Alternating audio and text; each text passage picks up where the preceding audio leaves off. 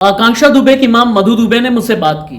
आज बात की, हालांकि पिछले कई दिनों से वो मेरे संपर्क में हैं और कई बार टेलीविजन पर बात कर चुकी हैं, लेकिन आज उन्होंने इतनी बड़ी बातें कही हैं कि अब बातें करते करते बिल्कुल फपक फपक कर फूट फूट करके रोई हैं कैमरे पर। मधु दुबे क्यों रोई, क्या क्या याद आया? नमस्ते, मैं राशिद। आकांक्षा की आज 13वीं है।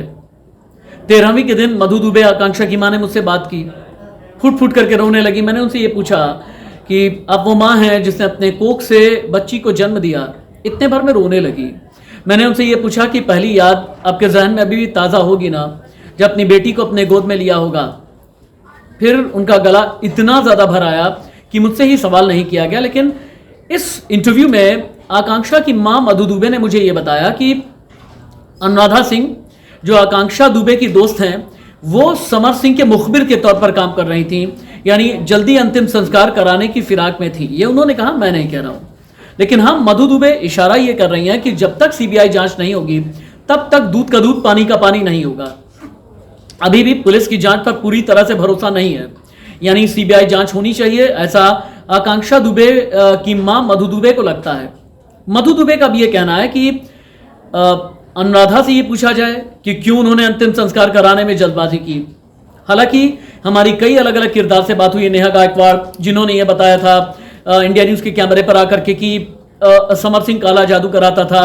मधु दुबे का ये भी कहना है कि समर सिंह ने इतना टॉर्चर पूरा किया। रानी कहती थी अपनी बच्ची को, अपनी बेटी को। मधु दुबे रनिया, अगर बहुत ही ज़्यादा यूपी के आप रहने वाले हैं तो आप जानते हैं कि प्यार में ऐसे बोला जाता है, रानी को रनिया।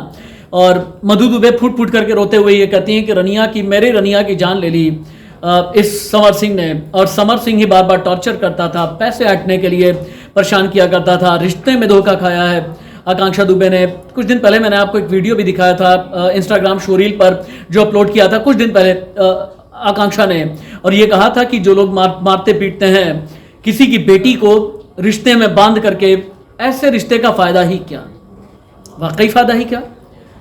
अब मधु दुबे हालांकि अभी भी ये कह रही हैं कि संजय सिंह को भी पकड़ो।